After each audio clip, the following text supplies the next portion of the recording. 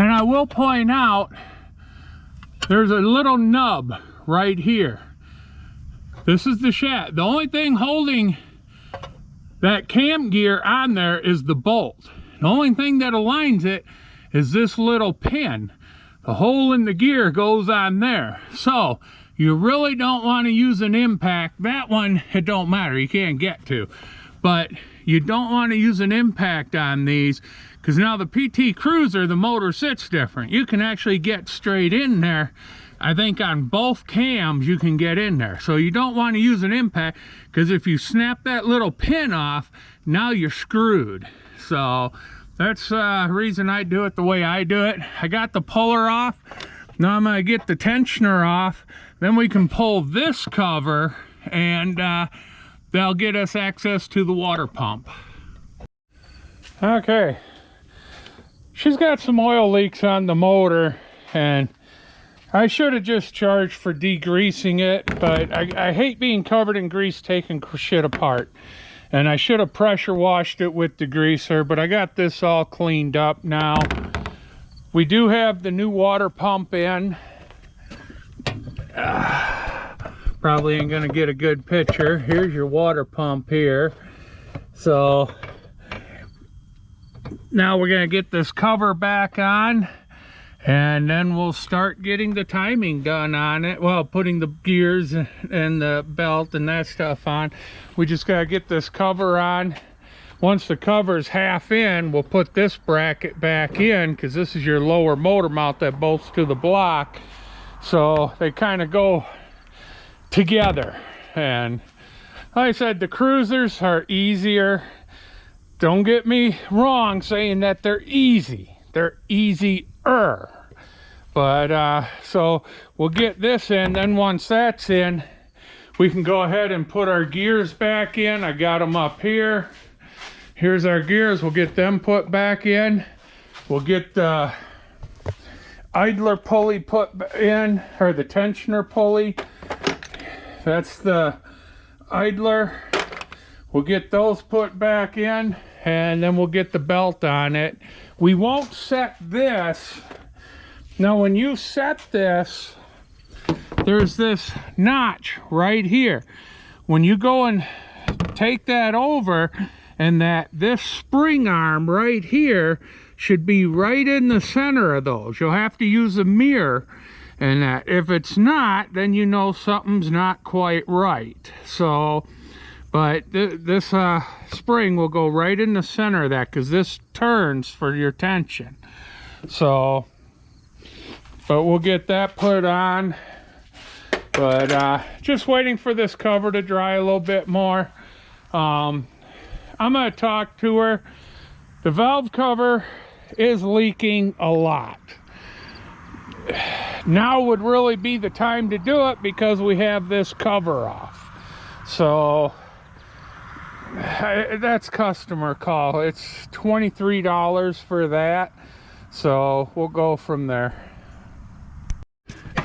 All right, hard to see. Got our new tensioner in there. Got the new pulley in here. This one was starting to come apart. When I took it off, the backing plate fell off. So, but that comes with the kit. So we're gonna do the valve cover gasket before I put the last two bolts on the inner timing cover. It'll be easier getting the valve cover out. And then once that's back on, we'll put the gears on here, and then we're ready for the belt and timing it, or setting the marks. What's funny, I don't know what color that was supposed to be, but it's rust. So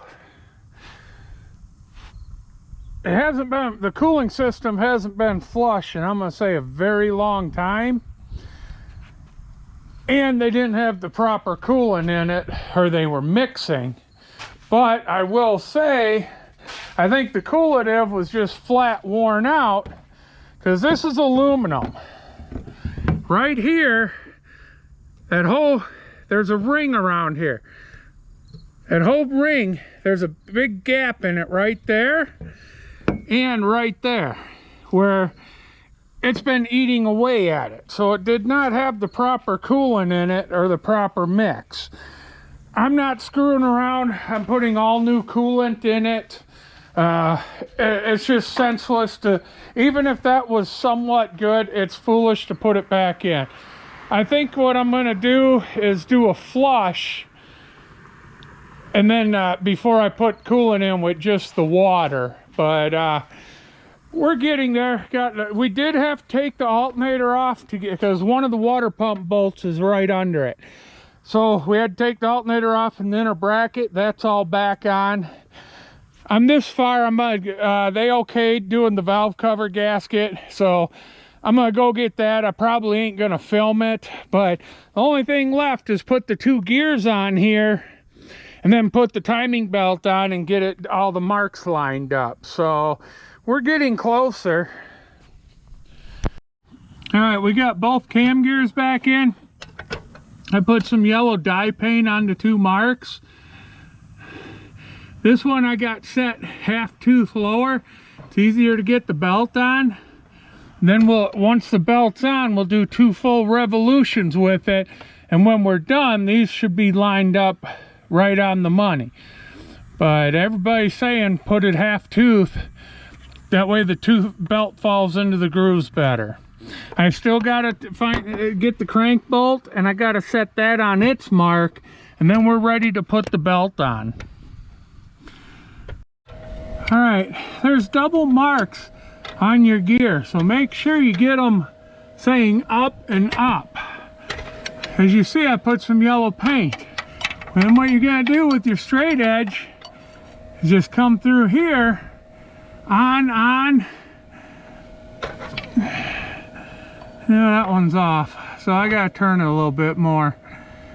But then that's the easiest way to make sure all your timing marks are in a straight line and that you're in time. Once you get the belt on and that right, then you're gonna put it over your tensioner. You're gonna adjust your tension. I have the old tensioner.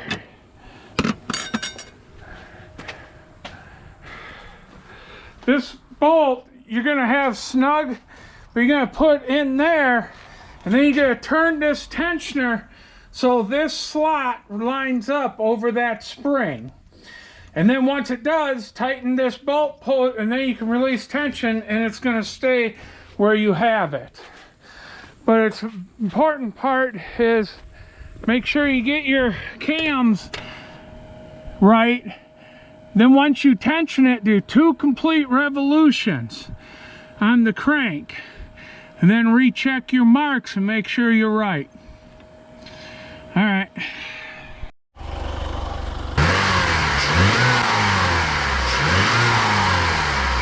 We're running. She's done.